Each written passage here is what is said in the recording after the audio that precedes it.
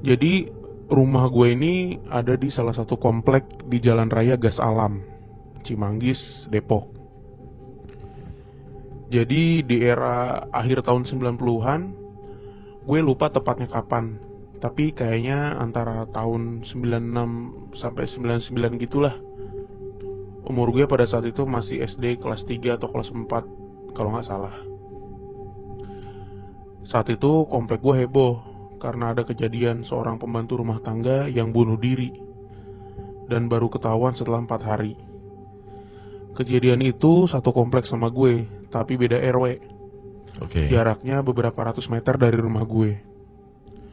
Nah, ketahuannya juga karena bau busuk yang makin hari makin menyengat dan banyak lalat ke arah rumah tersebut. Gue lupa dia ditinggal majikannya atau majikannya lagi keluar negeri gitu. Pokoknya dia sendirian lah di rumah saat itu. Dan menurut kronologis yang gue denger dari hasil nguping tetangga sekitar situ, si almarhum ini mencoba minum baygon plus nyilet tangannya dan mencoba menggunting nadinya. Jadilah baunya sedahsyat itu karena darahnya banjir kemana-mana. Nah, singkat cerita, dibawalah jenazah tersebut ke masjid di komplek gue. Nah, kebetulan ketua DKM masjid saat itu yang menjabat sebut saja Pak Haji. Nah, Pak Haji ini menolak untuk menyolatkan jenazah tersebut karena satu dan lain hal. Alasan utamanya sih katanya yang gue tahu karena baunya itu udah bau banget. Jadi takut ngeganggu jemaah yang mau sholat nanti. Nah, walhasil si jenazah langsung dikuburkan begitu saja tanpa ada proses sholat jenazah. Kejadiannya itu hari Senin kalau nggak salah, dan bahkan sampai masuk TV pada masa itu. Oke, ini sedikit beralih. Jadi nenek gua itu tuh masih satu komplek sama gua, cuma beda RT dan cuma beberapa gang doang dari rumah gua. Nah, rumah nenek gue ini persis hadap-hadapan sama rumahnya Pak Haji. Nah, dia ini punya kebiasaan yang cukup aneh lah, karena kalau tidur suka nggak pakai baju. Jadi karena gerah gitulah dia, soalnya rada gemuk badannya. Nah, dan posisinya di ubin ruang tamunya. Oh iya, posisi ruang tamunya ini deket sama jalan gangnya. Cuma dibatasin 1 meter halaman plus 50 cm parit.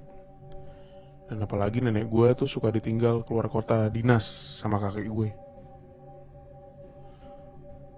Tepat banget malam Jumat atau 6 hari setelah kejadian terungkapnya bunuh diri itu, posisinya nenek gue ini begadang, baru tidur jam 1-an. Terus kebangun sekitar setengah 2 karena gerah.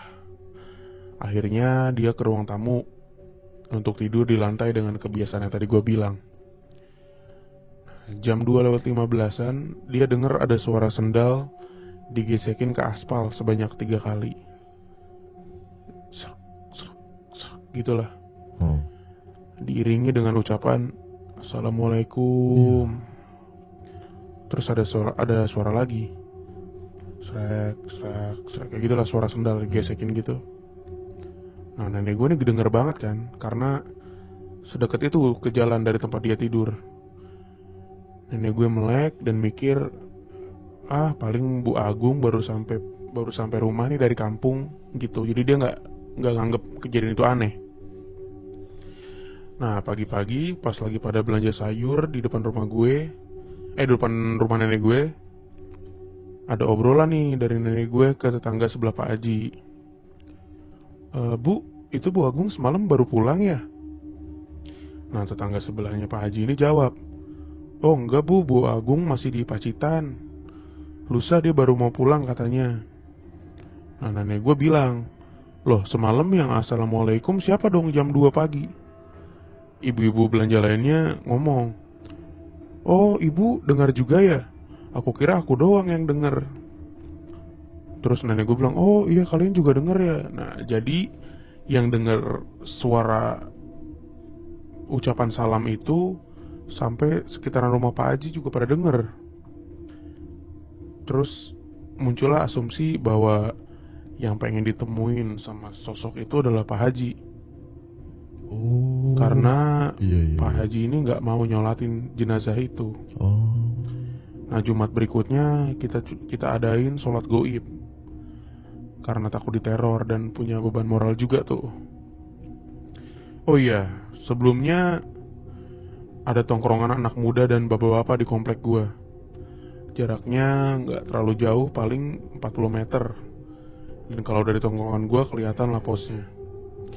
Suatu malam tongkrongan bapak-bapak ini pernah bubar lari kocar-kacir. Karena pas lagi pada main gaple, dia lihat di jalan RW seberang itu ada mbak-mbak gitu jalan jam 11-an, jalan kaki ke arah kampung belakang komplek gua. Terus salah satu bapak-bapak ini ada yang ngeh, itu mbaknya kayak yang kemarin meninggal bunuh diri bukan sih? Nah, baru aja pertanyaan itu terucap, tiba-tiba muncul bau melati dan seketika berubah jadi bau bangkai yang sangat menyengat. Aduh.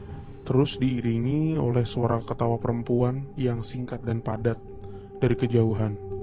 Seakan-akan si mbaknya yang jalan tadi ini udah jauh terus ketawa. Alhasil bubarlah tongkrongan itu, pada lari tuh tunggang langgang. Nah, kejadian ini hari Selasa, 2 hari sebelum teror di rumah Pak Haji.